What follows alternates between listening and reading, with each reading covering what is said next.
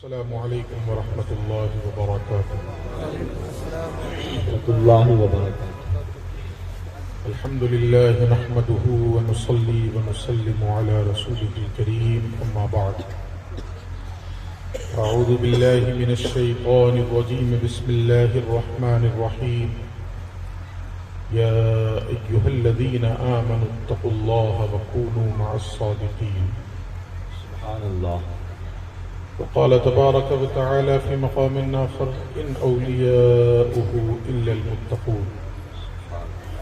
آمنت بالله ورسوله صدق الله مولانا العظيم وصدق رسوله النبي الأمين الكريم ونحن على ذلك لمن الشاهدين والشاكرين والحمد لله رب العالمين۔ انتہائی خلوص و محبت اور عقیدت و احترام کے ساتھ بارگاہ رسالت مآب صلی اللہ علیہ وآلہ وسلم میں نذرانے درود و سلام پیش کرنے کی ہم اور آپ سعادتیں حاصل کریں۔ اللہم صلی علی سیدنا و شفیعنا و مولانا محمد وعلی آل محمد بعدد کل اسمہ و جمالہ و بارک وسلم۔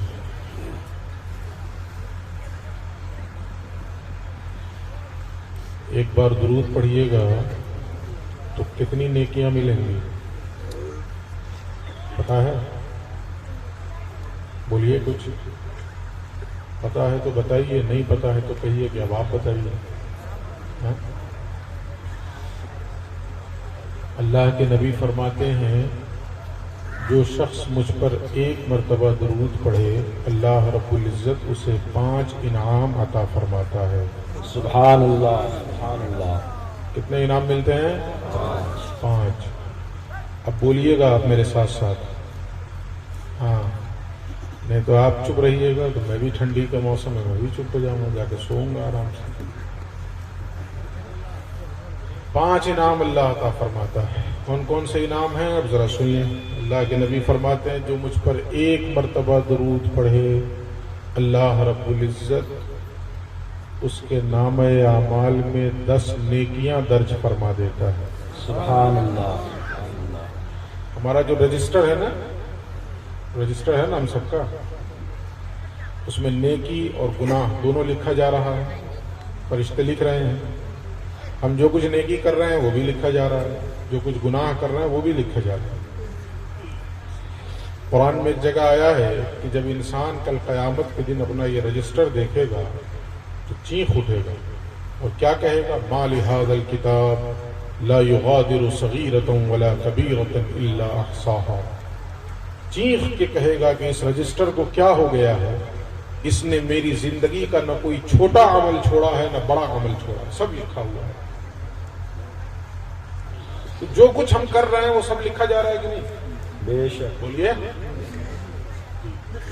اللہ کے نبی فرماتے ہیں جس نے مجھ پر ایک مرتبہ درود پڑھا اس کے رجسٹر میں، اس کے نامہ اعمال میں 10 نیکیاں لکھ دی جاتی ہیں۔ سبحان اللہ۔ یہ پہلا انعام ہوا۔ دوسرا انعام پیغمبر فرماتے ہیں جس نے مجھ پر ایک مرتبہ درود پڑھا اس کے نامہ اعمال سے 10 گناہ بھی مٹا دیے جاتے ہیں۔ سبحان اللہ، سبحان اللہ۔ نیکیاں بھی لکھی جاتی ہیں اور کیا ہوتا ہے؟ گناہ مٹائے جاتے ہیں۔ 10 نیکیاں لکھی جاتی ہیں، 10 گناہ مٹائے جاتے ہیں۔ بینک میں کھاتا ہے؟ بولیے نا، ہے نا؟ مودی جی کے بعد کم سے کم کھاتا تو ہے ہی سب کا، پیسہ رہے نہ رہے وہ ایک الگ بات ہے۔ کیا وہ کیا بولتے تھے اس کو جو اکاؤنٹ کھلتا تھا؟ جن دھن، ہاں، جن دھن یوجنا۔ سب کا اکاؤنٹ کھل تو گیا نا، بھلے نیل ہو، پیسہ کچھ بھی نہ ہو، خالی ہو، لیکن اکاؤنٹ تو ہے نا سب لوگوں کا۔ اچھا جی، تو اب ذرا مثال سے سمجھیے گا۔ 2 لفظ بولا جاتا ہے، جس کے پاس بھی کھاتا ہوگا وہ سمجھ جائے گا۔ 2 لفظ ہوتا ہے، ایک ہوتا ہے کریڈٹ اور ایک ہوتا ہے ڈیبٹ۔ سمجھتے ہیں؟ کریڈٹ کیا ہوتا ہے؟ اگر کھاتے میں آپ کے پیسہ جمع ہوا تو اس کو کیا کہا جائے گا؟ کریڈٹ۔ اور اگر کھاتے سے نکلا تو اس کو کیا کہا جائے گا؟ ڈیبٹ۔ تو جمع ہونے کو کہتے ہیں کریڈٹ اور نکلنے کو ڈیبٹ۔ لیکن یہ بات یاد رکھیے، ایک کام کیجئے گا تو کوئی ایک ہی چیز ہوگی، یا تو کریڈٹ ہوگا یا ڈیبٹ ہوگا۔ جیسے آپ بینک جائیے، ایک فارم بھر کے دیجئے بینک کے اسٹاف کو، تو اس ایک فارم کی وجہ سے یا تو آپ کے اکاؤنٹ میں پیسہ جمع ہوگا یا نکلے گا، یہی نہ ہوگا۔ ایک ہی فارم بھر دینے سے دونوں ہو جائے گا، ایک فارم بھریے گا کوئی ایک ہی چیز ہوگی، یا تو آپ پیسہ جمع کریے گا یا بولیے بولتے رہیے بھائی۔ دیکھیے میں آنکھ بند کر کے دھواں دھار تقریر نہیں کرتا ہوں، آپ مجھے ایسا لگنا چاہیے کہ ہاں آپ سمجھ رہے ہیں۔ تو جب ایک کام کوئی کیجیے گا تو یا تو کریڈٹ ہی ہوگا یا ڈیبٹ ہوگا، دونوں نہیں ہوگا۔ ایسا ہوتا ہے کہ نہیں ہوتا؟ یہ جو آخرت کا کھاتا ہے نا ہمارا، درود ایسا عمل ہے کہ کام ایک ہی ہے، ایک مرتبہ درود پڑھیے اور یہ کھاتا 2 مرتبہ چلتا ہے، 10 نیکیاں کریڈٹ ہوتی ہیں اور پہلے سے جو 10 گناہ ہے وہ ڈیبٹ کر دیا جاتا ہے۔ سبحان اللہ، آیا سمجھ میں آیا کہ نہیں آیا؟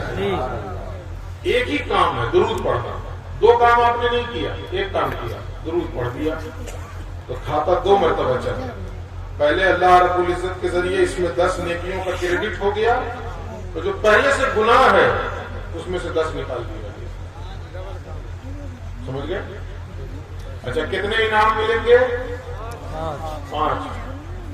ابھی کتنا ہوا؟ 2۔ 10 نیکیاں ملیں گی اور 10 گناہ معاف ہو جائیں گے۔ تیسرا انعام کیا ہے؟ اللہ کے نبی فرماتے ہیں جس نے مجھ پر 1 مرتبہ درود پڑھا، ایمان کے اعتبار سے اللہ رب العزت اسے 10 درجے اونچا کر دے گا۔ سبحان اللہ، سبحان اللہ۔ ابھی جس مقام پہ ہوگا ایمان کے اعتبار سے، جیسے ہی اس نے مصطفیٰ پہ درود پڑھا تو اس درود کی برکت سے اللہ رب العزت 10 درجے بلند کر دے گا اس کے۔ سبحان اللہ۔ یہ تیسرا انعام ہے۔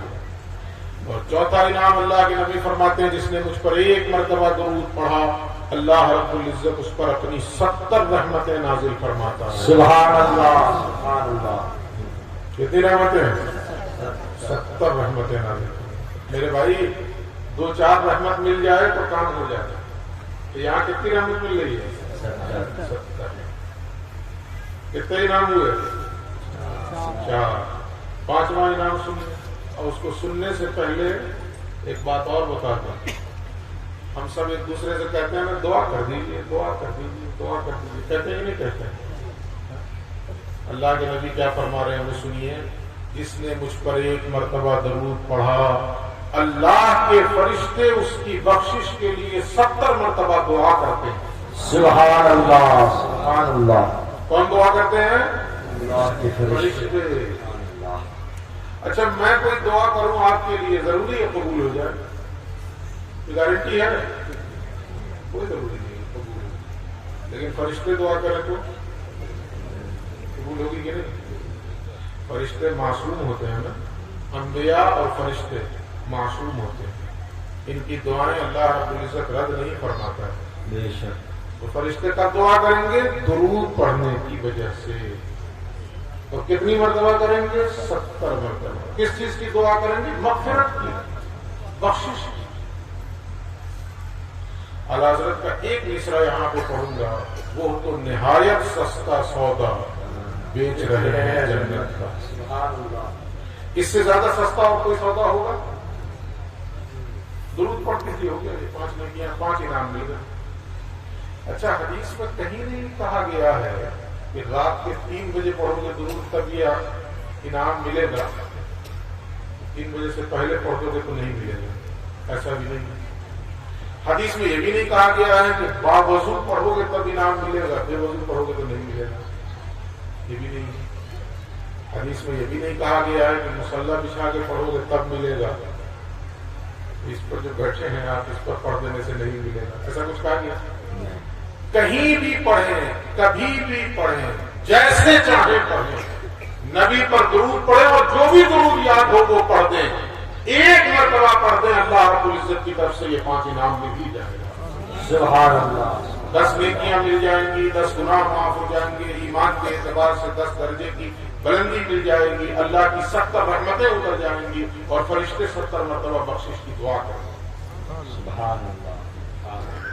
سمجھ میں آیا؟ پڑھیے درود شریف.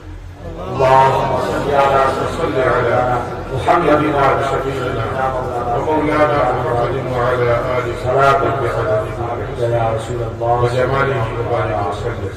مولاي صل وسلم دائما ابدا على حبيبك وخير الخلق كلهم. لیکن میں نے 2 آیتیں پڑھی ہیں، بلکہ ایک آیت ہے اور ایک ٹکڑا. سب سے پہلے ٹکڑا کیا ہے؟ ان اولیاءہ الا المتقون. اللہ کہتا ہے اللہ کے ولی کون ہیں؟ متقی ہی ہیں. اللہ کے ولی کون ہیں؟ بولیے. متقی ہیں. پتہ کیا چلا؟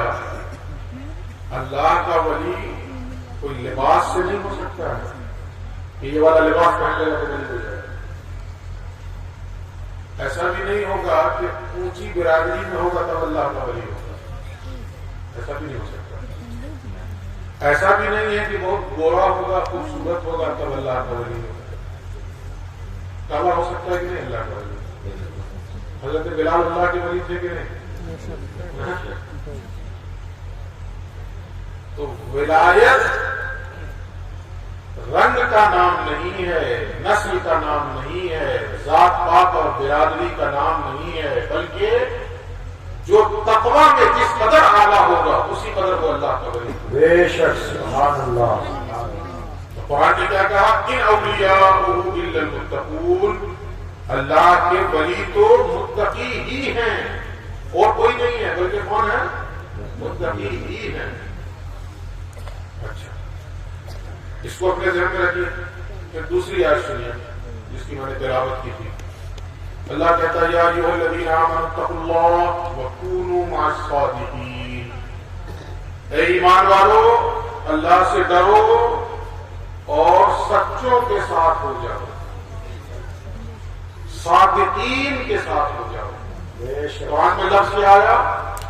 صادقین کے ساتھ ہو جاؤ. صادقین کی صحبت اختیار کرو، صادقین کی معیت اختیار. ایمان بھی لاؤ، اللہ کا خوف بھی اپنے دل کے اندر رکھو، اور اس کے بعد کیا کرو؟ صادقین کے ساتھ رہنے کی کوشش کرو. صادقین کے ساتھ رہنے کی کوشش کرو. اب جو آج پہلے آپ کو سمجھانا ہے وہ کیا ہے؟ صادقین کون ہے اور متقی کون ہے؟ سمجھنا چاہیے نا اس کو. کون صادقین میں سے ہیں اور کون متقیوں میں سے ہیں، ہم پہچانیں گے کیسے پہچانیے گا؟ کوئی پیمانہ ہونا چاہیے نا، کوئی معیار ہونا چاہیے نا، کہ جس معیار پہ ہم پرکھ کے دیکھ سکیں کہ ہاں جن کے ساتھ اللہ رہنے کے لیے کہہ رہا ہے وہ یہ ہے کہ نہیں. اللہ جن کے ساتھ رہنے کے لیے کہہ رہا ہے صادقین کے ساتھ، تو ہمیں جانچنا ہوگا نا کہ یہ صادقین میں سے ہے کہ نہیں. ایسے ہی جا کے رہ جائیے ایسا کیونکہ للو تلو جمن شور آتی ملے بتا ہو جائیے. کوئی پیمانہ ہونا چاہیے نا صادقین کو جانچنے کا، پرکھنے کا. اسی طریقے سے ولی کون ہے؟ تو اللہ نے کہا جو متقی ہے. اگر سوال یہ پیدا ہوتا کہ متقی کون ہے، یہ سوال ہے کہ نہیں؟ متقی کون ہے؟ تو صادق کون ہے اور متقی کون ہے یہ ابھی بتاؤں گا. صادق کون ہے اور متقی کون ہے، اور اپنی طرف سے نہیں بتاؤں گا. قرآن نے جو بتایا وہ بتاؤں گا، اللہ نے جو بتایا وہ بتاؤں گا. اور دیکھیے یہ بھی عجیب اتفاق ہے کہ ایک ہی جگہ پہ اللہ رب العزت نے دونوں کی پہچان بتائی. ایک ہی آیت میں دونوں کی پہچان، یہ صادق ہے اور یہ متقی ہے. تو جاننا چاہیں گے نا کہ کون صادق ہے اور کون متقی ہے. بھائی جانیے.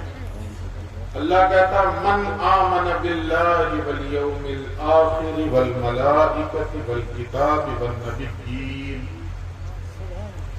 سب سے پہلی چیز تمہیں کیا دیکھنا ہے؟ اللہ پر ایمان، آخرت پر ایمان، فرشتوں پر ایمان، کتابوں پر ایمان اور نبیوں پر ایمان.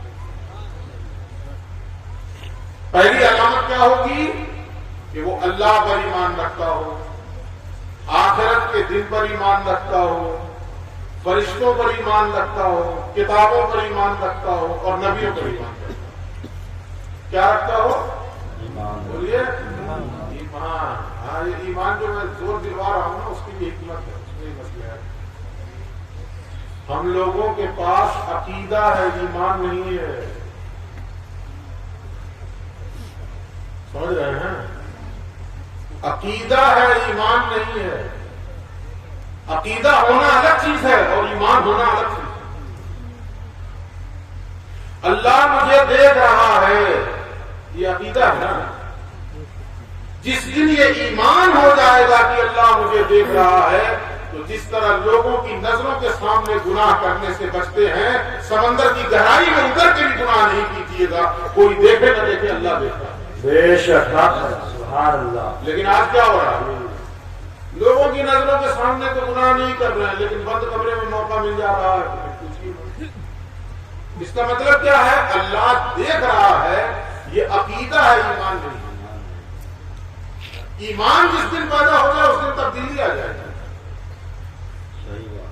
تو عقیدے کو ذرا ایمان میں بھی بدلیے۔ اچھا، اسی طریقے سے آخرت کے دن کا عقیدہ ہے ہمارے پاس، جہاں آخرت کا دن ہوگا اس دن حساب و کتاب ہوگا، یہ عقیدہ ہے۔ جس دن یہ ایمان بن جائے گا تو اللہ رب العزت کہتا ہے کہ انسان سرکشی چھوڑ دے گا، انسان بغاوت چھوڑ دے گا، نافرمانی چھوڑ دے گا، جس دن یہ ایمان بن جائے گا۔ دیکھیے قرآن کیا کہتا ہے، کلا ان الانسان لیطغی ان رآہ استغنی ان الی ربک الرجعی۔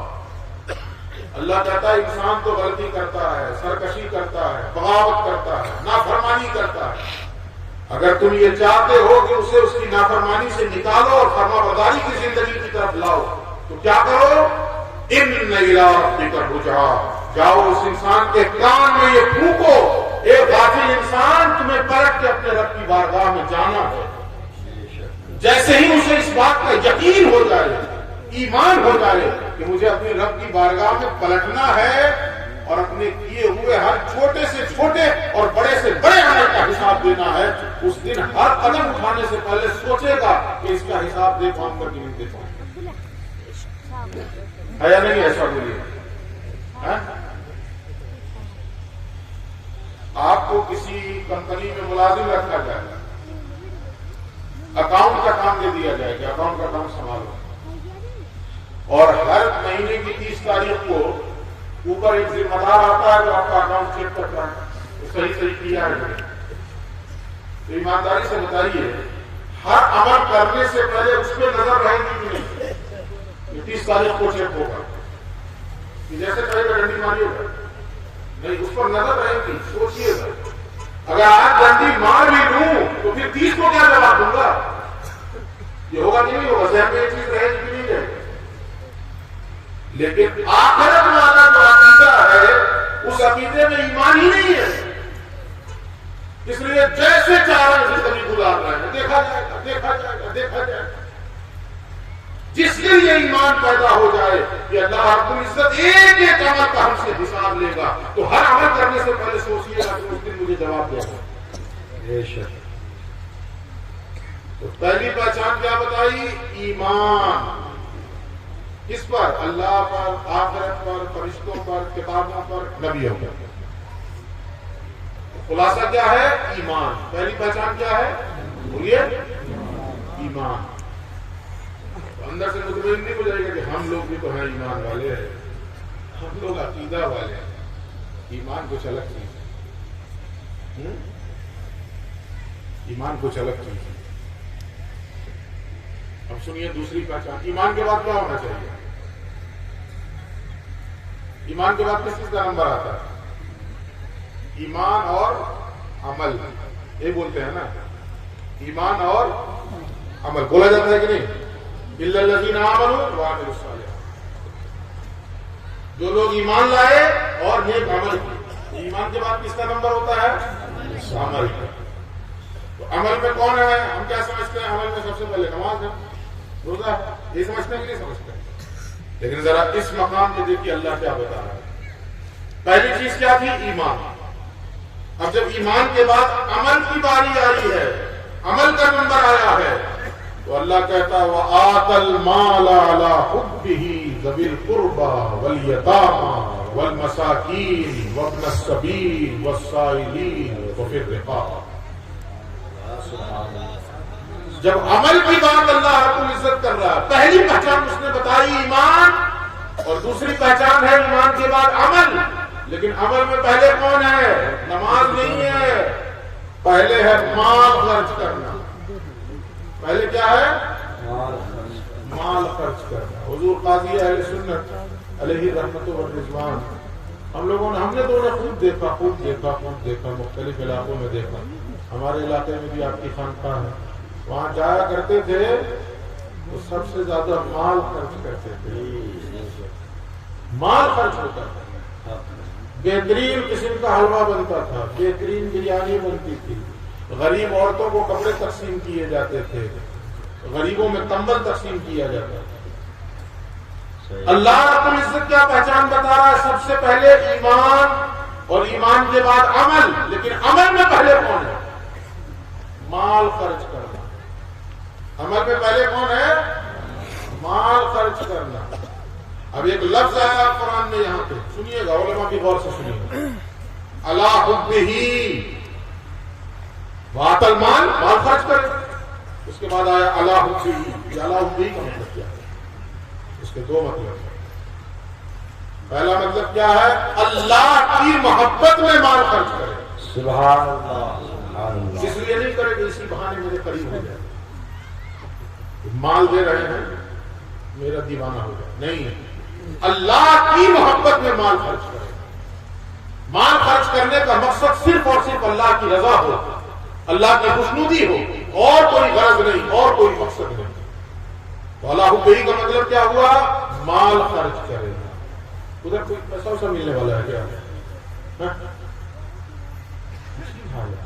ایک آدمی اس کو ادھر گیا سب اسی کو دیکھتے. ہم لوگ پڑھتے تھے نا اشرفیہ مبارک پور میں، تو ایک لڑکا ایسے تھوک پھینک دیتا تھا، تھوک پھینک کے نیچے سے ہے کیا یہ، وہ ایسے خالی 1 منٹ بولتا یہ ہے کیا، وہ بھیڑ لگ جاتی ہے، سب ایسے دیکھتے تھے یہ ہے کیا. اور جس نے پھینکا تھا وہ بیچ سے غائب ہو جاتا. اب بیٹھ کے سب بے وقوف اس پہ تحقیق کر رہے ہیں ہے کیا. بے وقوف کچھ نہیں، تھوک ہے، بہت زیادہ شوق ہے تو چاٹ. وہی حال ہے. ایک آدمی اس کو دیکھ سب نہیں دیکھے. میں جو بول رہا ہوں میری طرف دیکھو نا، مجھے سنو، ادھر کیا دیکھ رہے ہیں؟ تبدیلی لائیے اپنے اندر. اللہ حبہ کا مطلب سمجھے کیا؟ اللہ کی محبت میں مال خرچ کرے، اللہ کی رضا پانے کے لیے، اللہ کی خوشنودی پانے کے لیے مال خرچ کرے. اور ایک دوسرا مطلب بھی اللہ حبہ کا، یہ پہلے مطلب بتایا تو علماء کے لیے کہہ رہا ہوں کہ اس میں اللہ حبہ کی ضمیر پلٹ رہی ہے اللہ کی طرف. من آمن باللہ، اسی کی طرف پلٹ رہی اللہ حبہ. اور دوسرے معنی کے لیے ضمیر پلٹے گی مال کی طرف. وآتى المال اللہ حبہ، مال خرچ کرے مال کی محبت کے باوجود. کیا مطلب اس کا؟ یعنی وہ مال خرچ کرے جس مال سے اس کو محبت ہے. کون سا مال خرچ کرے؟ جس مال سے محبت ہے. ابھی نہیں سمجھ میں آیا ہوگا، ابھی آ جائے گا، ابھی بتاتا ہوں. ایک جیب میں رکھا ہے 500 کا نوٹ، اور دوسری جیب میں رکھا ہے 10 کا نوٹ. اور جمعہ کے دن مسجد میں کون والا نکال کے دیتے ہیں؟ بولیے 10 والا. اب محبت کس سے ہے؟ 500 والے سے کہ 10 والے سے؟ 500 والے. 10 روپیہ دے کے سوچتے ہیں تیر مار لیے. اللہ حبہ، وہ مال خرچ کرو اللہ کے راستے میں جس مال سے محبت ہو تم. جس سے محبت نہیں اس کو دے کے کون سا کام کر رہے ہو تم؟ قرآن کہتا ہے 4 پارے کی پہلی آیت ہے. کیا ہے؟ پڑھیے تو 4 پارے کی پہلی آیت. لن تنالوا البر حتى تنفقوا مما تحبون. اللہ کہتا ہے تم ہرگز نیکی کو نہیں پہنچ سکتے ہو جب تک اپنی محبوب چیز کو اللہ کے راستے میں خرچ نہ کرو. بے شک سبحان اللہ سبحان اللہ. حضرت ابراہیم نے یہی نہ خواب دیکھا تھا کہ محبوب چیز کو اللہ کے راستے میں قربان کر رہا ہوں, تو بیٹے کی گردن پہ چھری چلا دی. یہ سب سے زیادہ محبوب یہ کہ مرغی خرید کے لایا چھری چلانے کے لیے. محبوب چیز تو سب سے زیادہ محبوب بیٹا تھا, بیٹے کی گردن پہ چلائی. الگ بات ہے اللہ کی مرضی تھی, چھری نہ چلی, میڈا ذبح ہوا, وہ سارا معاملہ الگ ہے. حضرت ابراہیم پہلے سے پلاننگ کر کے آیا تھا کہ اسماعیل تھوڑے ذبح ہوگا, تو جنت سے میڈا آئے گا, کرے گا, دمبا آئے گا. یہ پلاننگ کے ساتھ تو نہیں آئے تھے نا, انہوں نے تو بیٹے کو قربان کیا. والا حکمی کا ایک معنی اللہ کی محبت میں مال خرچ کرو, اور دوسرا معنی اس مال کو خرچ کرو جس مال سے محبت کرو. ابھی جیسے سردی کا مہینہ آیا نا, جن کے پاس پیسہ ہے ان کی بات بتا رہا ہوں. اب جیکٹ تو خریدے تھے 2015 میں, اب 7 سال ہو گیا پہنتے پہنتے, اوب گئے پہن کے.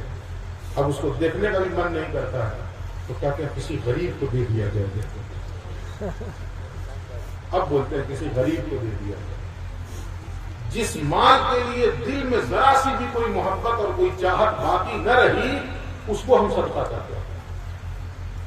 یہ نیکی نہیں ہے. نیکی یہ ہے کہ جس مال سے محبت ہو دل کے اندر, اسے اللہ کی راہ میں صدقہ کرو.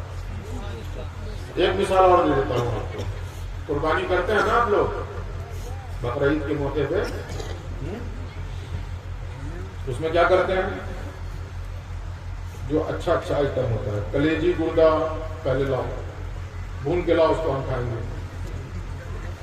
اس کے بعد سینے والا حصہ فریج میں رکھو, چانپ کو دوسرے کھانے میں رکھو, اور اس کے بعد جو چھچڑا بچ گیا ہے اس کو محلے میں بانٹ دو. یہ کرتے ہیں کہ نہیں کرتے؟ ایمانداری سے بتائیے گا. جتنا اچھا آئٹم ہے اس کو فریج میں رکھو, اور جو چھچڑا بچ گیا ہے نا اس میں بڑا دینداری دکھائیں گے. دوسروں کا بھی حق ہے, ان کو بھی دینا ہے. اور کلیجی میں دوسرے کا حق نہیں ہے, گردے میں دوسرے کا حق نہیں ہے, اور سینے والے حصے میں دوسرے کا حق نہیں ہے. وہ صرف تمہارے لیے. یہ نیکی نہیں ہے. وَآتَ الْمَالَ عَلَىٰ حُبِّهِ, مال خرچ کرے, مال کی محبت کے باوجود خرچ کرے. جس مال سے محبت ہو اسے اللہ کی راہ میں خرچ کرو. تو پہلی علامت پھر آ جائیے. بات کیا چل رہی ہے؟ صادق کون ہے اور امام صاحب بتا دے رہے ہیں, آپ لوگ چپ بیٹھے. سب مسجد میں تو یہی کرتے ہی ہیں, یہاں بھی یہی کرتے ہیں. تو آپ تک کیجیے, خالی کھانا کھانے آئے نا, اس کا جو لنگر ہے کھا لیا جاؤ. کچھ آپ کی ذرا توجہ دیجیے, سمجھیے. تو پہلی پہچان صادق اور متقی کی ایمان. کیا ہے؟ ایمان. اور دوسری پہچان عمل. لیکن عمل میں پہلے نمبر میں کیا ہے؟ مال خرچ کرنا. جی, اس لیے جو بخیل ہوگا نا وہ اللہ کا دوست نہیں ہو سکتا. جو بھی بخیل ہوگا خالی لینے کے چکر میں رہے, وہ اللہ کا دوست نہیں ہو سکتا. خالی لینے کے چکر میں نظرانہ ملے. ارے دو بھی خالی لے کرو. ایک پیر صاحب کے ڈوبنے لگے, پیر صاحب ڈوبنے لگے, تو لوگ کہہ رہے تھے باہر سے چلا کے, حضرت دیجیے, حضرت دیجیے. ہاتھ مطلب ہم تو صرف لیتے ہیں. دیکھو یہ میرا خادم تھا, ہوش مند تھا, اس نے آگے کیا کہا؟ حضرت لیجیے. جیسے بولا لیجیے, حق سے لے لیا. تو حالت یہ ہے اگر کہ صرف لینے کی نیت ہے تو سب کچھ ہو سکتے ہو, اللہ کے دوست نہیں ہو سکتے. دینے کی نیت پیدا کرو, دینے کی نیت. اسی لیے حدیث میں کہا گیا الید العلیٰ خیر من الید السفلیٰ, اوپر والا ہاتھ نیچے والے ہاتھ سے بہتر ہے. کیا مطلب اس کا؟ اوپر والا ہاتھ نیچے والے ہاتھ سے بہتر ہے. اس کا مطلب یہ ہے کہ دینے والا ہاتھ اوپر ہوتا ہے اور لینے والا ہاتھ نیچے ہوتا ہے. تو پیغمبر نے فرمایا کہ جو دینے والا ہاتھ ہے وہ لینے والے ہاتھ سے زیادہ بہتر ہے. تو اپنے اندر یہ کوشش کیجیے کہ اللہ رب العزت دینے کی خصلت پیدا کرے, کہ ہم دیں دوسروں کو.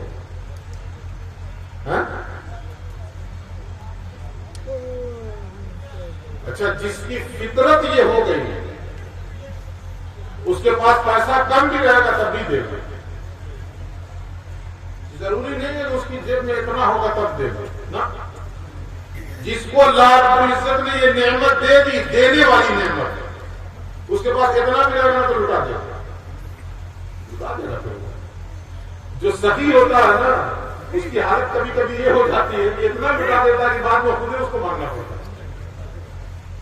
جو سخی ہوتا ہے, اور جو بخیل ہوگا نا اس کو جتنی دولت آتی جاتی ہے اور بخیل ہوتا جاتا ہے. اچھا دینے والا ہاتھ آ گیا, لیکن جس سے محبت وہ دیجیے گا وہ بھی پتا چکا ہوں پہلے. اور جس کی فطرت میں بخالت ہوگی لاکھ آپ تقریر کرتے رہیے وہ نہیں ہلے گا, وہ ہلے گا نہیں. ایک قصہ ہے تصوف کی کتابوں میں ہے, اس میں بڑی نصیحت ہے. سمجھ رہے ہیں کہ نہیں بات؟ سمجھ رہے ہیں نا؟ اچھا لگ رہا ہے کہ نہیں؟ اچھا جی, ایسے ہی تقریر کرتا ہوں میں. آج اگر تیز کروں گا تو کھانسی شروع ہو جائے گی مجھ کو, اسی لیے ایک رک رک کے کرتا ہوں. تو تصوف کی کتاب میں ایک واقعہ لکھا کہ ایک بادشاہ تھا جس کی فطرت میں سخاوت, سخی تھا, دیتا تھا, اور جو اس کی بیوی تھی بالکل الٹ, وہ ایک نمبر کی بخیل, اور جو عورتیں سن رہی وہ بھی سن لیں. ہاں اس کا شوہر اگر آ کے بتا دینا کہ آج مسجد میں 500 دے دیے ہیں, وہ آستین چڑھا لیتی ہے. ایک ہفتے سے بول رہی ہوں ایک کریم منگوا دیجیے تو نانی مر رہی ہے, 500 روپیہ دے کے آئے. یہ ہوتا ہے کہ نہیں ہوتا ہے؟ تو بادشاہ سخی تھا اور بیوی ایک نمبر کی بخیل. ایک دن ایک مچھلی بیچنے والا آیا, اس کی مچھلی بادشاہ کو اچھی لگی, اس نے لیا اور 200 درہم دے دیا مچھلی والے کو. کتنا درہم؟ 200 درہم کہتے ہیں چاندی کے سکے. اس نے 200 درہم دے دیا. بیوی کی حالت خراب ہو گئی, یہ کیا کر دیا؟ ایک 2 درہم کی مچھلی تھی, آپ 200 دے دیے. بادشاہ نے کہا جانے تو اس کی قسمت کیوں, دے دیا کوئی بات نہیں. نہیں ایسے کیسے, تو حکومت کا خزانہ خالی ہو جائے گا, ایسے آپ دیتے رہیے. بادشاہ نے کہا بھائی جانے بھی دو, اللہ کی بندی ہے, میں نے دے دیا. نہیں اس کو واپس. بادشاہ نے کہا بے وقوف, میرے لیے شرم کی بات ہے کہ میں بادشاہ ہو کر دیے ہوئے پیسے واپس لوں. اچھا بخیل اپنی راہ میں نکال لیتا ہے پھر آرام سے. اس نے کہا نہیں میں طریقہ بتاتی ہوں, ایسے نہیں لیجیے. اس کو بلائیے اور اس سے پوچھئے کہ جو مچھلی تم نے مجھے دی ہے وہ نر ہے کہ مادہ ہے؟ تو کوئی ایک ہی نہ بولے گا. وہ اگر وہ بولے نر ہے تو آپ کہیے ہم کو تو مادہ چاہیے, تم اپنی مچھلی لے جاؤ ہمارا پیسہ. اور اگر بولے کہ مادہ ہے تو آپ کہیے ہم کو تو نر چاہیے. دونوں صورت میں مچھلی اس کے حوالے دیجیے گا اور پیسہ اس سے لے لیجیے. بلایا بیوی کے ہاتھوں میں سب مجبور ہوتا ہے, وقت کا بادشاہ نہیں ہوتا ہے, تو اس کی گردن بیوی کے سامنے جھکی ہی رہتی ہے, اٹکی رہتی ہے اس کی گردن. بیوی کے سامنے مجبور ہو, اس نے بلایا ادھر آ جاؤ, یہ بتاؤ جو مچھلی تم نے دی ہے وہ نر تھی کہ مادہ؟ وہ مچھوارا بھی بڑا چالاک تھا.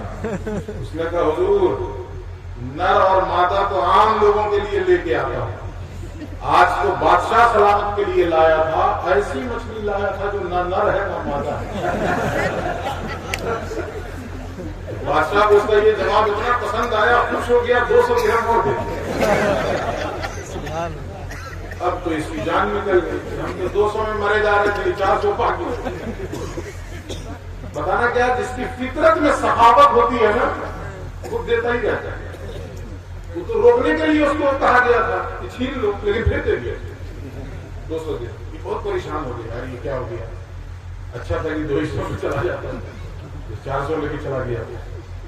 پھر دیکھیے کیا ہوا, جب وہ جانے لگا مچھلی والا تو سامنے 1 درہم پڑا ہوا تھا, گرا ہوا. اس نے دھیرے سے اس کو اٹھا کے جیب میں رکھا. اس کی نظر پڑ گئی بادشاہ کی بیوی. اس میں بلائیے اس سے سارے پیسے لے لیے. بادشاہ نے کہا کیوں؟ کہتے کہ اتنا بڑا بدبخت ہے وہ, 400 درہم پانے کے بعد بھی وہ 1 درہم کو دھیرے سے اٹھا کے رکھ لیا. کی نیت خراب ہے، بلائیے اس کی سب پیسے واپس لے۔ بادشاہ نے پھر بلایا، کہا اللہ کے بندے میں نے تمہیں تو 400 درہم دے دیے تھے، پھر بھی تمہاری نیت خراب ہو گئی، 1 درہم راستے میں گرا تھا اس کو اٹھا کے رکھ دیا۔ کہا نہ حضور، 1 درہم کی بات نہیں ہے، اس لیے نہیں اٹھا کے رکھا ہوں کہ درہم ہے، اس میں آپ کی تصویر بنی ہوئی تھی، میں نے سوچا کسی کا پیر نہ پڑ جائے، بے ادبی ہو جائے گی، اس لیے رکھ لیا تھا۔ اتنا خوش ہوا کہ 200 درہم ہو گیا، 600 درہم جو ہے وہ مشورہ لے کے رخصت ہوا۔ تصوف کی کتاب میں یہ واقعہ ہے، اور اس سے نتیجہ کیا نکالا گیا؟ جس کے دل میں اللہ رب العزت نے سخاوت ڈال دی ہے، وہ چاہے جیسی سچویشن ہو سخاوت ہی کرے گا، اور جس کے اندر بخالت ہوگی لاکھ آپ جو ہے ہلاتے رہیے، گوتم بدھ کی وجہ سے بیٹھا ہوگا۔ جیسے کبھی مولانا صاحب تبلیغ کرتے ہیں، مسجد بن رہی ہے، آپ لوگ آئیے وہ بیچارہ رکشے والا بھی اٹھ کے آتا ہے، 500 روپئے دے دیتا ہے، اور سامنے سیٹ صاحب ایسے بیٹھے ہیں، ان کو بولے گا بھی سیٹ صاحب توجہ، ہاں جی سبحان اللہ، بے وقوف سبحان اللہ کہنے کے لیے نہیں کہہ رہے، پیسے والا سبحان اللہ کیا ماحول کو بدلنے کی کوشش کرتا ہے۔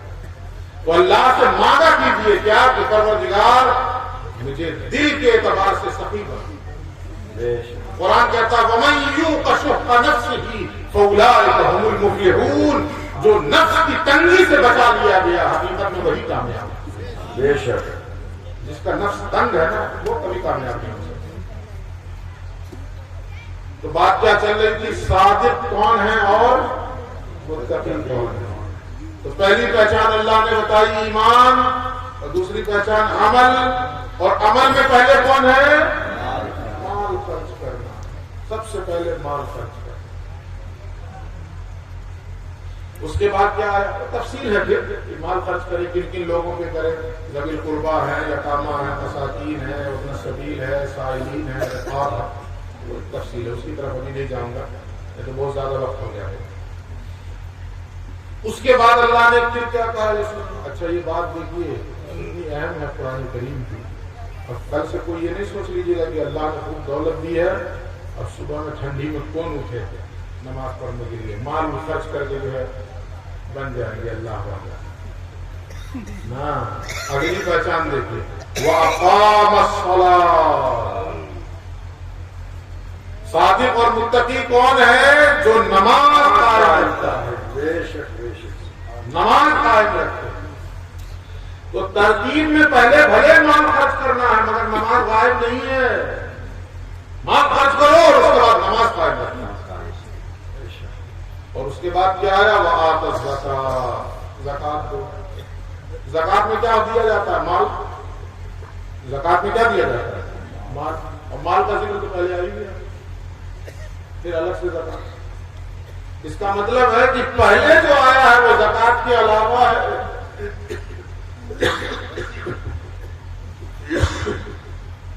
پہلے جس خرچ کرنے کی بات آئی ہے وہ زکات کے علاوہ ہے، اب ادھر سے آ رہا ہے جو وہ زکات جو 2.5%، لیکن صرف 2.5% خرچ کر کے اللہ کے محبوب نہیں بن جاؤ گے۔ دیکھیے ایک ہوتی ہے جنت، ایسے سمجھاؤں آپ کو، ہاں چلیے یہ والا حصہ دکھ رہا ہے، یہ اتنا کالا والا دکھ رہا ہے آپ کو، یہاں کالا والا دکھ رہا ہے نا، اور یہاں سے لگے یہاں تک یہ سمجھیے ہے جنت۔ کیا ہے؟ جنت۔ اور ادھر جو دکھ رہا ہے یہ ہے جہنم، اور بیچ میں یہ اتنا کیا ہے؟ اس کو بولتے ہیں آراف۔ اس کو کیا بولتے ہیں؟ آراف۔ قرآن میں بھی ذکر ہے اس کا 8ویں پارے میں۔ جس کو یہاں سے نکال کے اس پہ رکھ دیا جائے اس کے لیے یہی جنت ہے، اور جس کو یہاں سے نکال کے اس پہ رکھ دیا جائے اس کے لیے یہی جنت ہے۔ جیسے مثال کے طور پہ ٹرین میں سفر کرتے ہیں نا، 3 کلاس ہوتا ہے، اے سی، سلیپر اور جنرل۔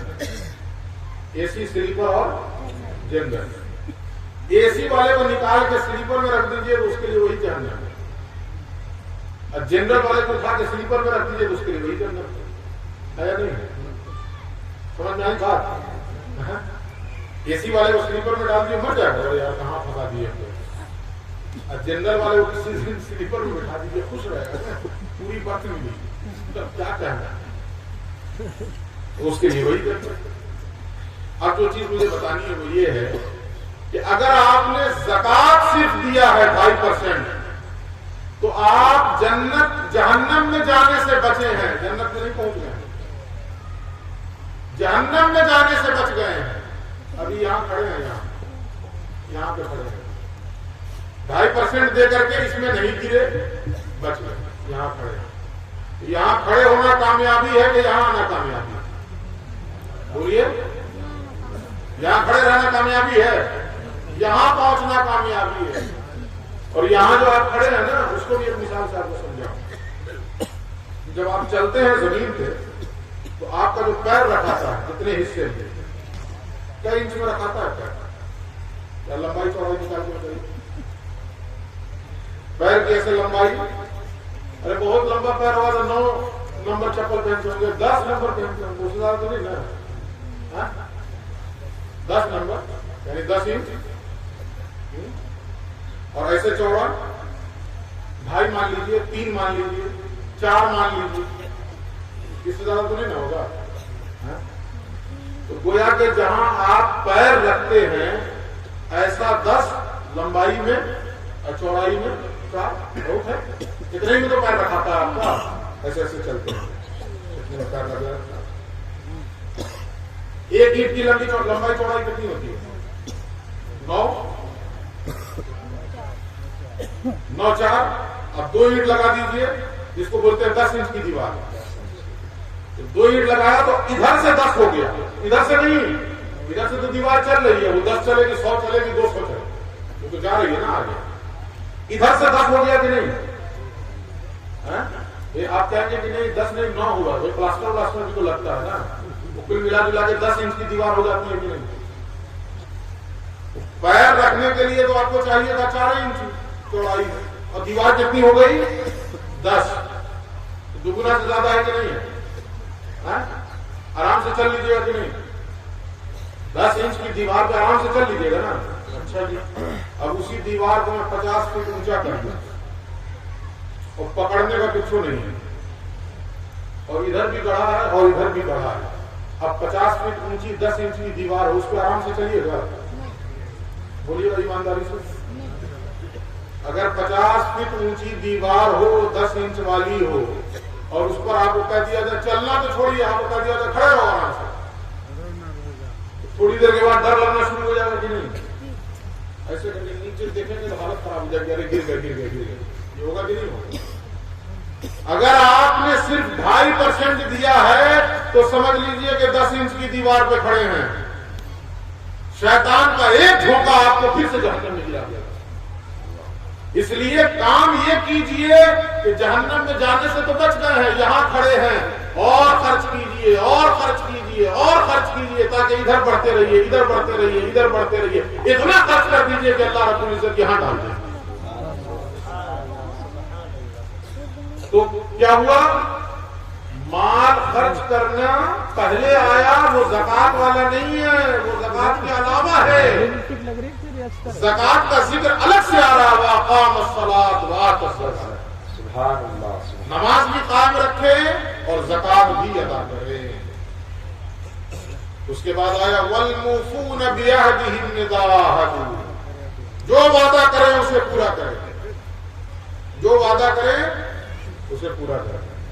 مجھے بات یاد آ رہی ہے کہ جب قاضی اہل سنت دہلی علیہ رحمت و رضوان جاتے تھے ہمارے علاقے میں، تو ہم لوگ کیا کرنا بھی کرتے تھے، حضور کل مدرسے میں تشریف لائیے، گزارش لگاتے تھے کہ کل مدرسے میں تشریف لائیے، وقت عنایت فرمائیے۔ اگر تو ان کے پاس وقت ہوتا تھا تو کہتے تھے ٹھیک ہے آؤں گا، اور 10 بجے آؤں گا۔ اگر کہہ دیا 10 بجے آؤں گا تو پھر 9:59 میں پورا ریڈی رہنا چاہیے، وہ ٹھیک 10 بجے پہنچ جاتے ہیں۔ ایسا محسوس ہوتا ہے کہ گھڑی کی سوئی 10 پہ گئی ہے کہ پہنچ گئی، اور اگر اس میں گڑبڑ ہے تو پھر ڈانٹ پڑتی، میں نے کہہ دیا 10 بجے آؤں گا، کیا کروں گا؟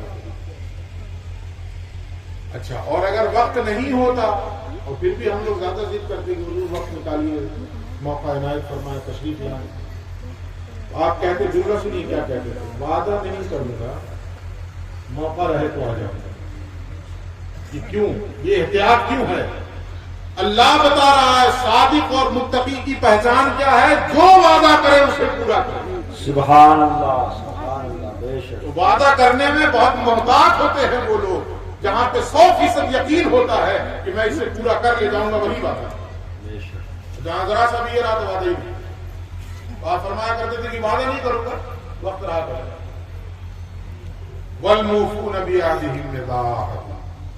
اس کے بعد آیا وَالصَّابِرِينَ فِي الْبَأْسَاءِ وَالضَّرَّاءِ وَحِينَ الْبَأْسِ. اور کیا پہچان ہے؟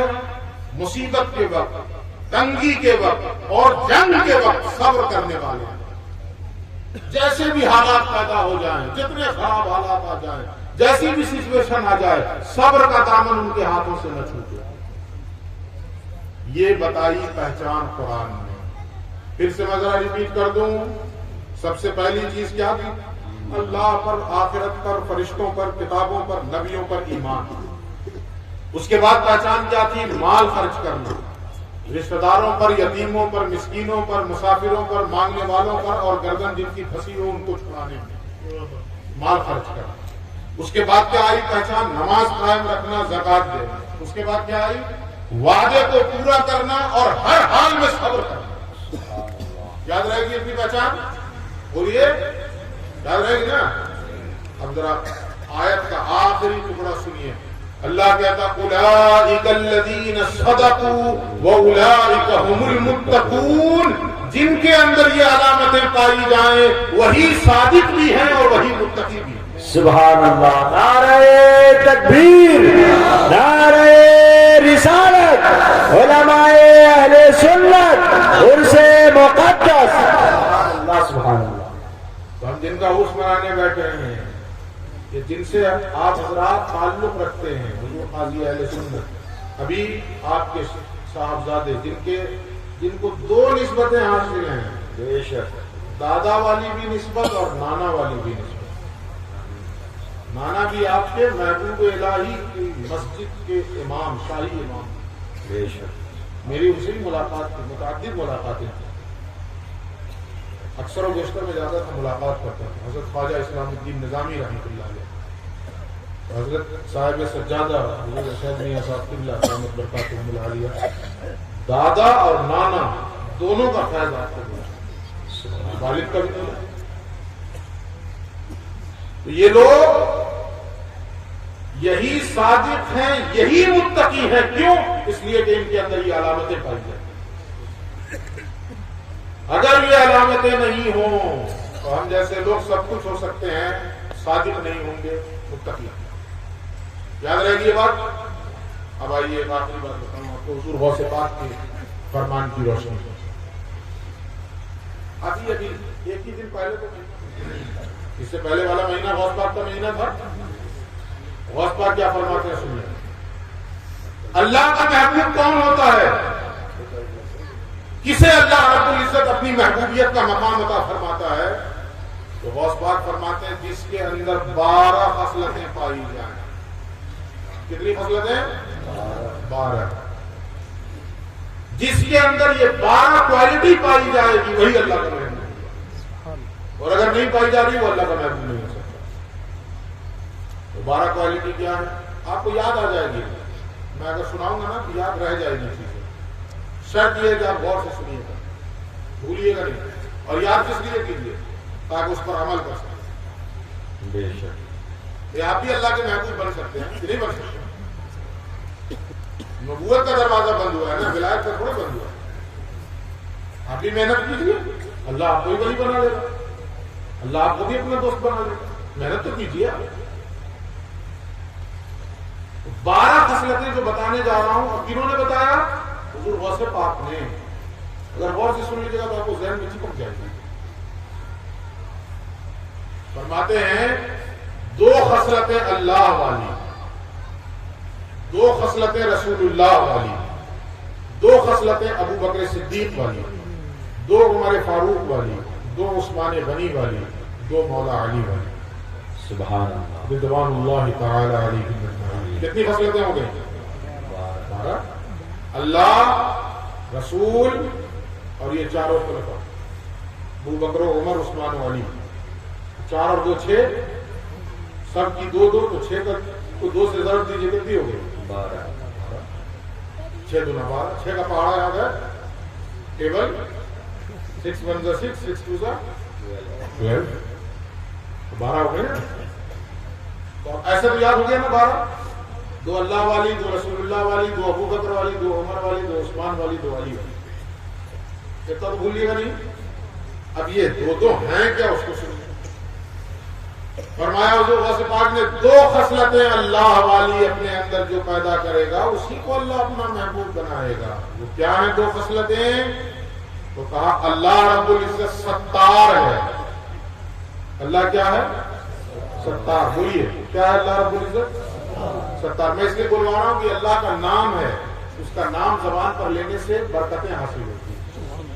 اللہ رب العزت کیا ہے؟ ستار. اس کا مطلب کیا ہے ستار؟ ستار العیوب.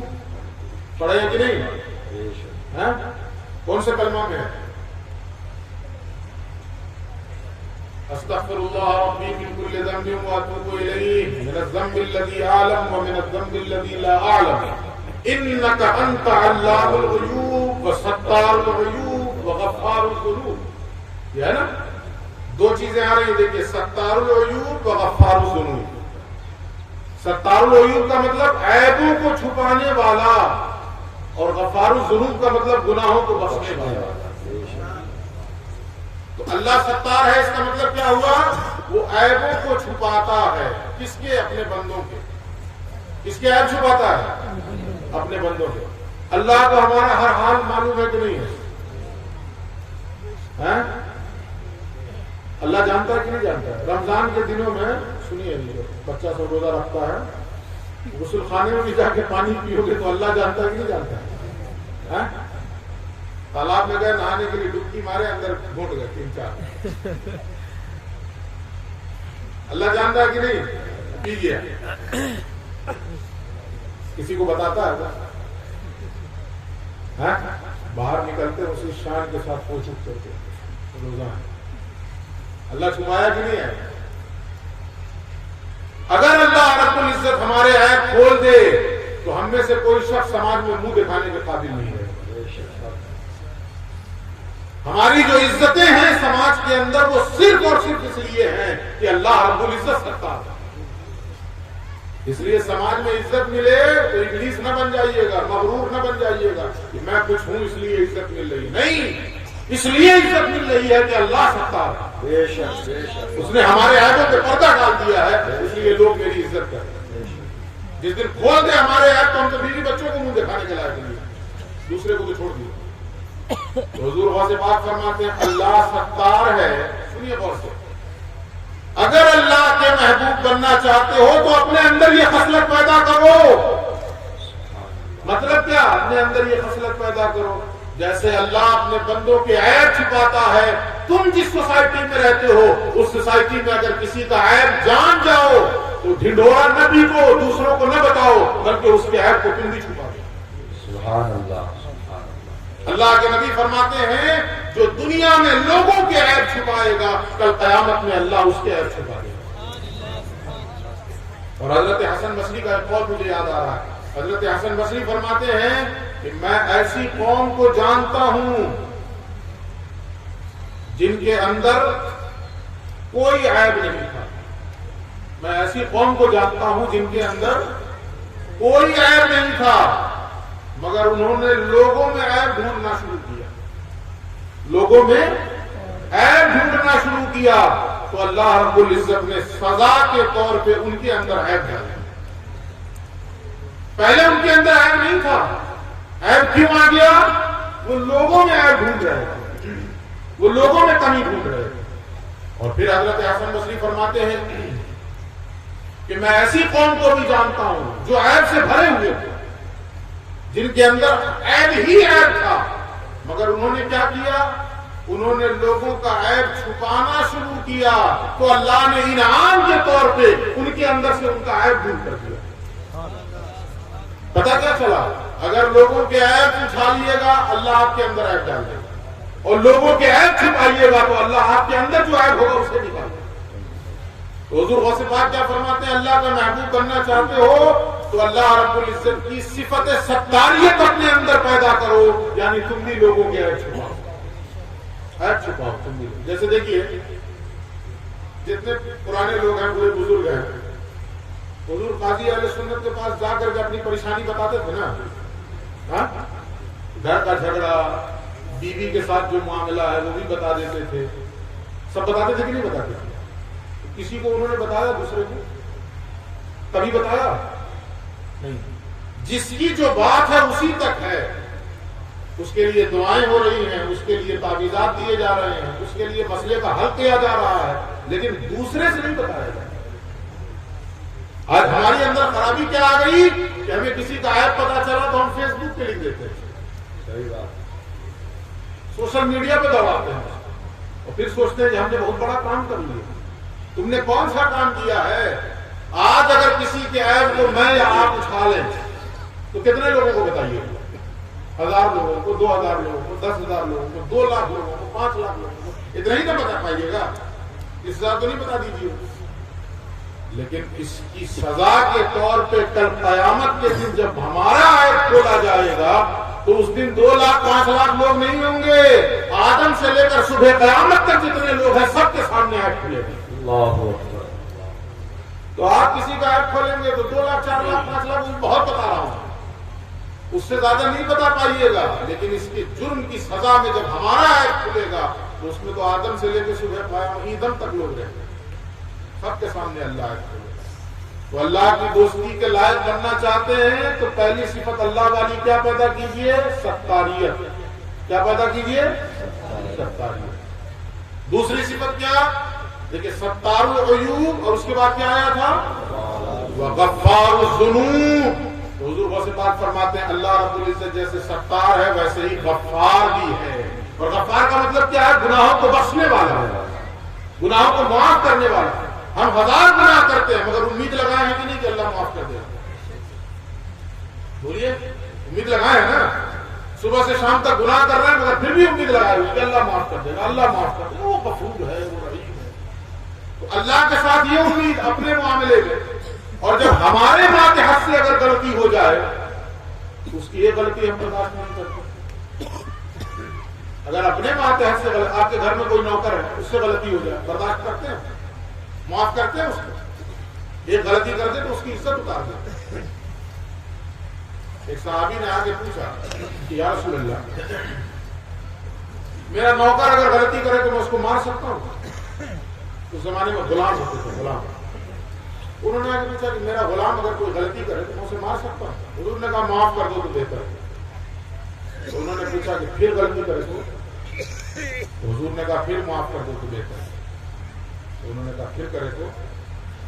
حضور نے کہا پھر معاف کر دو تو بہتر ہے۔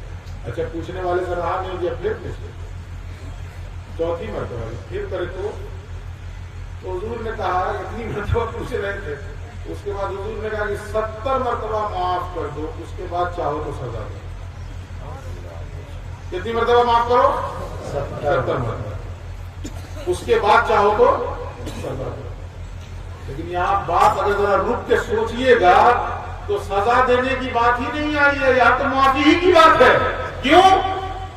پوری ایمانداری سے بتائیے، آپ کا کوئی بھی نوکر ایک دن میں 70 مرتبہ غلطی کرے گا؟ 70 مرتبہ ایک دن میں کرے گا؟ نہیں کرے گا۔ تو حضور نے جو یہ 70 کا عدد بتایا ہے، یہ نہ سمجھے کہ ہاں اس کے بعد کٹائی ہوگی، بلکہ حضور کے فرمان کا یہ مطلب ہے کہ معاف ہی کرو، سزا دینے کی نہ سوچو، معاف کرو۔ وہ اللہ رب العزت غفار ہے، گناہوں کو معاف کرنے والا۔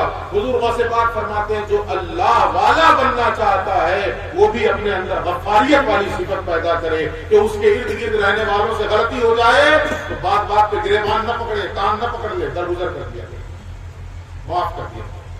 سمجھ گئے؟ یاد رہے گی یہ 2 خصلتیں اللہ والی۔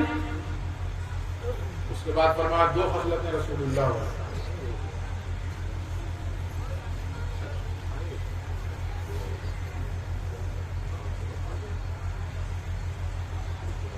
اچھا اس کے بعد کہا دو خصلتیں رسول اللہ والی، دو خصلتیں رسول اللہ والی کیا؟ حضور غوث پاک فرماتے ہیں رفیق اور شفیق. بولیے کیا؟ رفیق اور شفیق. رفیق کیا ہے؟ نرم. رفیق کے معنی نرم. رسول اللہ کی بہت نمایاں صفت تھی نرمی. آپ ہمیشہ نرمی کیا کرتے تھے کہ نہیں؟ دشمنوں کے ساتھ بھی نرمی کرتے تھے کہ نہیں؟ ظالموں کے ساتھ بھی نرمی کرتے تھے کہ نہیں؟ تو حضور غوث پاک فرماتے ہیں اللہ کا محبوب بننا چاہتے ہو تو رسول والی یہ صفت اپنے اندر پیدا کرو. جیسے رسول رفیق تھے تو ان کی نرمی کا حصہ اپنے اندر تم بھی پیدا. سبحان اللہ. تمہارے اندر بھی نرمی آنی چاہیے، سختی نہیں. اور ایک حدیث تو عجیب ہے، اللہ کے نبی فرماتے ہیں جو نرمی سے محروم کر دیا گیا سمجھ لو کہ اسے ہر خیر سے محروم کر دیا. جس کے اندر سے نرمی نکال دی گئی پھر سمجھ لو اس کے اندر سے ہر خیر نکال دیا گیا، ہر بھلائی نکال دی گئی. اس لیے دعا کیا کیجیے کہ اللہ رب العزت نرمی عطا فرمائے. آج ہم لوگ کیا کرتے ہیں؟ شوہر بیوی سے کہتا ہے میرے غصے سے بچیو. بولتے کہ نہیں بولتے؟ بیوی بھی کہتی ہے تیری ایسی تحصیل، میں بھی کوئی جھانسی کی رانی سے کم نہیں ہوں. ہوتا ہے کہ نہیں ہوتا ہے؟ نرمی پیدا کرو اپنے اندر، نرمی پیدا کرو. اللہ کہتا ہے اپنے نبی سے کہ وَلَوْ كُنْتَ فَظًّا غَلِيظَ الْقَلْبِ لَانفَضُّوا مِنْ حَوْلِكَ. آپ لوگوں پر نرم ہیں، اگر آپ سخت ہوتے تو یہ جو بھیڑ لگی ہے نا آپ کے ارد گرد سب چھٹ جاتا. وہ آپ کی نرمی ہے جس نرمی کی وجہ سے صحابہ اپنی ہتھیلیوں پہ اپنی گردن لیے تھے. آپ کا ایک اشارہ ہو جائے تو اپنی گردن کٹا. یہ آپ کی نرمی کا فرق ہے. نرمی اپنے اندر. ایک بار حضور بیٹھے تھے اور حضرت عائشہ بیٹھی تھی. ایک یہودی ادھر سے گزرا تو گزرتے ہوئے وہ بدبخت بولتا ہے السلام علیک یا محمد. کیا کہا اس نے؟ بولیے السلام علیکم. السلام نہیں، السلام علیکم. ہم لوگ کیا کہتے ہیں دوسرے سے جب ملاقات کرتے ہیں السلام علیکم، لیکن اس نے السلام نہیں کہا بلکہ کیا کہا؟ السلام. سلام کا مطلب کیا ہوا؟ آپ پر رحمت ہو، آپ پر سلامتی ہو، آپ امن میں رہیں، یہ مطلب ہوا نا السلام علیکم. لیکن اس نے یہ تو نہیں کہا تھا، اس نے کہا السلام علیکم. السلام علیکم کا مطلب ہوتا ہے اس کا الٹ، آپ پر ہلاکت ہو، بربادی ہو، آپ مر جائیں، تباہ ہو جائیں، برباد ہو جائیں، یہ مطلب ہوتا ہے. تو اس نے حضور سے کیا کہا؟ السلام علیکم. جواب میں حضور نے کہا وعلیکم. حضور نے کیا کہا؟ اس سے آگے کچھ بھی نہیں کہا، صرف وعلیکم. تو وعلیکم کا مطلب کیا ہوا؟ جو تم نے میرے لیے مانگا وہی تمہارے لیے. اگر تم نے میرے لیے سلامتی مانگی ہے، رحمت مانگی ہے، تو تمہارے لیے بھی سلامتی، تمہارے لیے بھی رحمت. اور اگر تم نے میرے لیے ہلاکت اور بربادی مانگی ہے تو تمہیں کو پلٹا دیتا ہوں. حضرت عائشہ غصے میں آ گئی. یا رسول اللہ آپ نے نہیں سنا اس نے کیا کہا؟ حضور فرماتے ہیں عائشہ تم نے نہیں سنا میں نے کیا کہا. لیکن اس کے باوجود بھی حضرت عائشہ کا غصہ ٹھنڈا نہیں ہو رہا. آپ اس کو برا بھلا بول رہی تھی کہ بدبخت ہے، اللہ کی لعنت ہو اس پر، ایسا ہو ویسا ہو.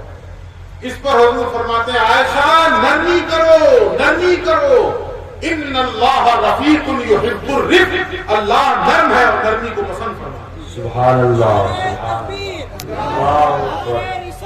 یا رسول اللہ. مسلک اہل سنت زندہ باد. حضرت علامہ مولانا عارف اقبال صاحب قبلہ. نعرہ تکبیر، نعرہ رسالت. تو دو خصلتیں رسول اللہ والی اپنے اندر پیدا کرو. تو پہلی خصلت کون سی ہوئی؟ رفیق، یعنی اپنے اندر نرمی پیدا کرو. دوسری خصلت کیا تھی؟ شفیق، مطلب شفقت کیا کرو، شفقت کیا کرو. حضور کی شفقت جیسی تھی دیکھیے آپ.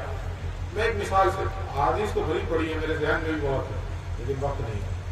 ایک مثال دیتا ہوں.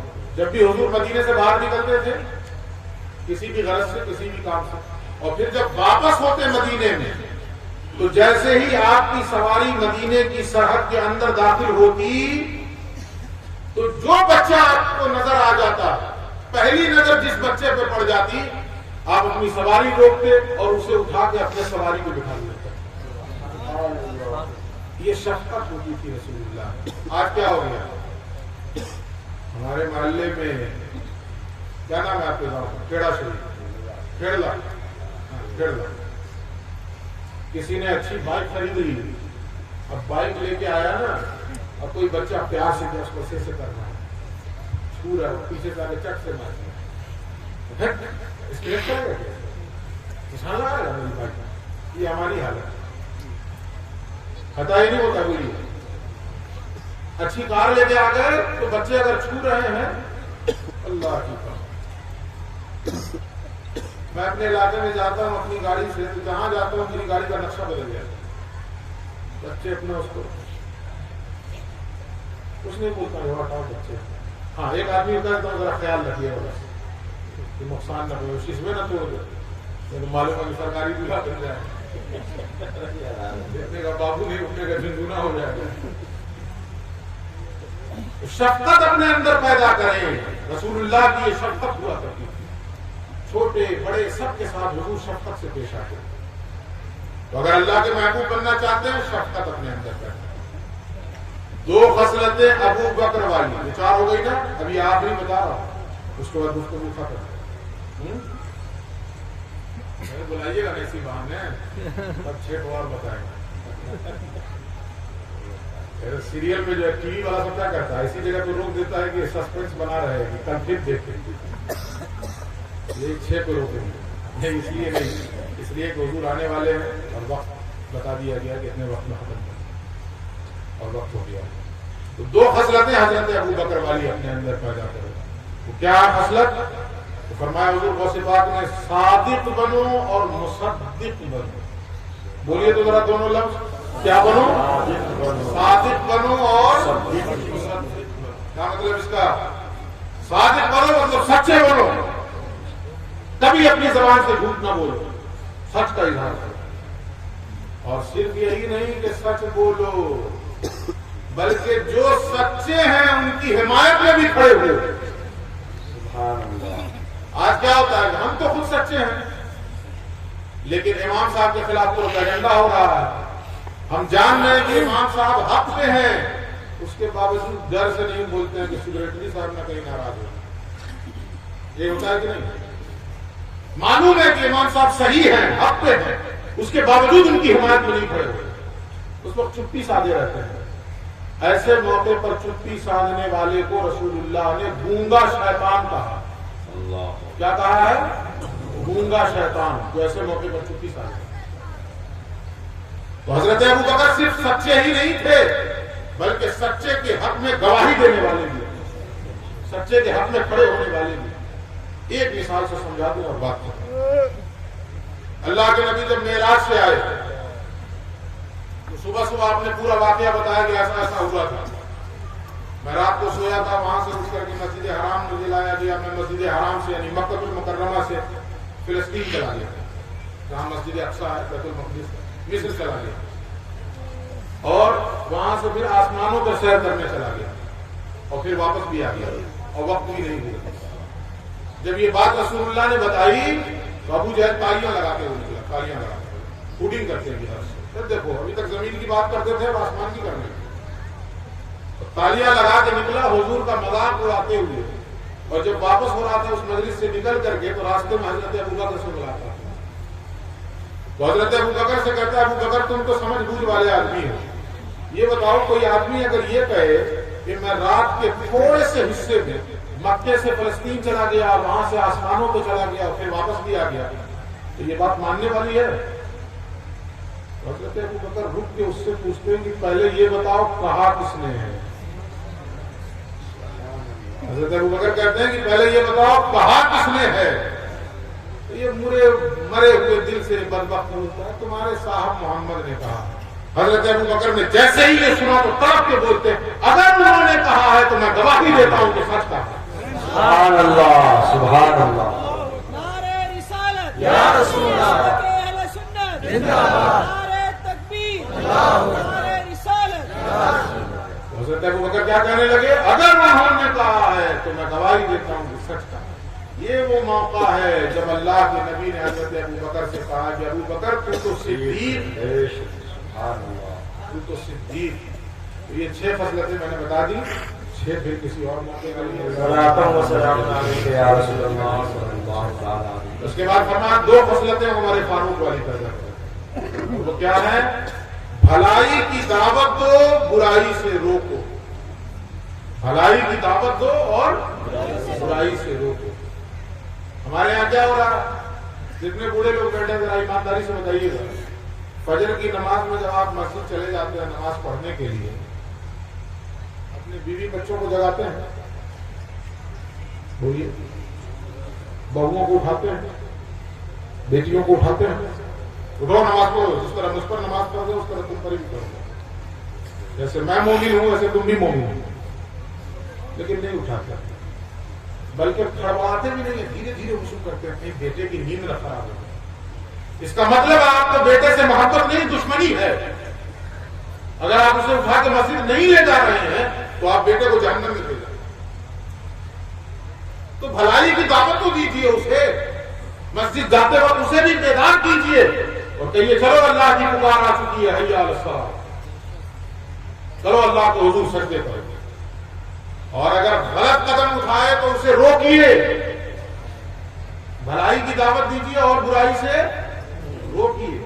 آج دوست ہیں بہت سارے، یہ تو بتائیں گے دوستوں کو دیکھو بائک تیز نہ چلانا، کچھ حادثہ نہ ہو جائے، بائک تیز نہ چلانا، لیکن یہ نہیں بتائیں گے کہ شراب نہ پینا، یہ نہیں کہیں گے دوست۔ اس کا مطلب وہ سچا دوست ہے ہی نہیں۔ سچا دوست تو وہ ہے جو انسان کو بھلائی کی دعوت دے اور برائی سے روکے۔ لیکن ہاں یہ ضرور خیال رکھیے کہ بھلائی کی دعوت دینے میں یا برائی سے روکنے میں سامنے والے کو ذلیل مت کیجیے گا،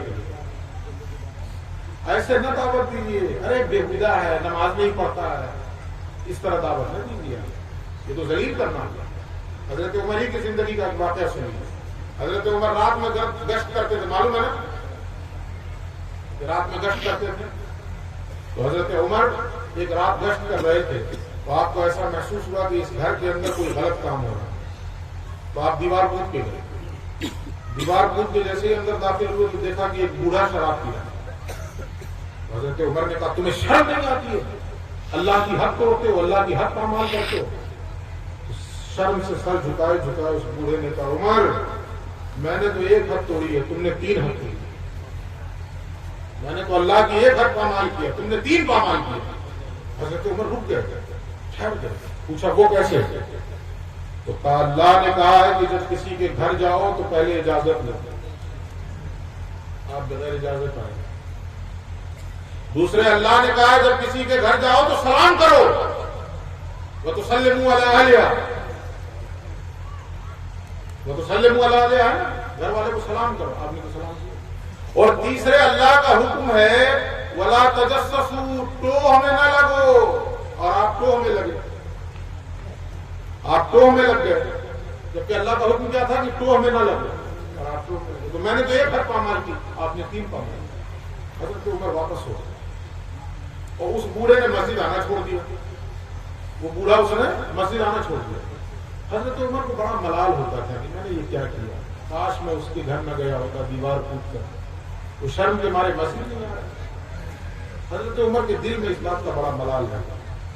ایک دن آپ مسجد میں بیٹھے تھے، اچانک اس پہ نظر پڑی کہ وہ بوڑھا، حضرت عمر کے چہرہ کھل اٹھا، اسے قریب بلایا، اپنے پاس بلایا، بٹھایا اور دھیرے سے اس کے کان میں کہا اس ذات کی قسم جس کے قبضہ قدرت میں میری جان ہے، اس رات والی بات میں نے کسی سے نہیں کہی ہے۔ یہ کون کہہ رہا ہے؟ حضرت عمر اس بوڑھے سے کہہ رہے ہیں کہ تم پریشان نہ ہونا کہ تم نے مسجد آنا چھوڑ دیا، اس ذات کی قسم جس کے قبضہ قدرت میں میری جان ہے، اس رات والی بات میں نے کسی سے نہیں کہی۔ بوڑھے کی آنکھوں میں آنسو آ گئے اور وہ بھی کہنے لگا امیر المومنین اس ذات کی قسم جس کے قبضہ قدرت میں میری جان ہے، اس رات کے بعد سے شراب کی طرف میں نے نظر اٹھا کے بھی نہیں دیکھی۔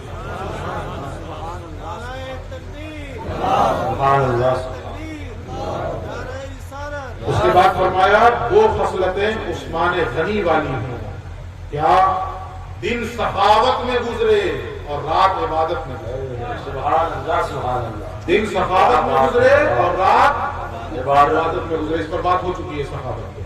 اور اس کے بعد کہا دو خصلتیں مولا علی والی وہ کیا ہو؟ علم ہو اور شجاعت ہو اور دلیری ہو. علم بھی ہو اور دلیر بھی ہو، ڈرپوک نہ ہو. علم ہے مگر ڈر ہے، کیسے بولیں کیسے بولیں کیسے بولیں. علم ہے تو بولو. اللہ کے نبی فرماتے ہیں افضل الجہاد اعلاء کلمۃ الحق عند سلطان الجائر. سب سے عظیم جہاد یہ ہے کہ ظالم بادشاہ کی آنکھوں میں آنکھیں ڈال کے بھی حق بات بولے.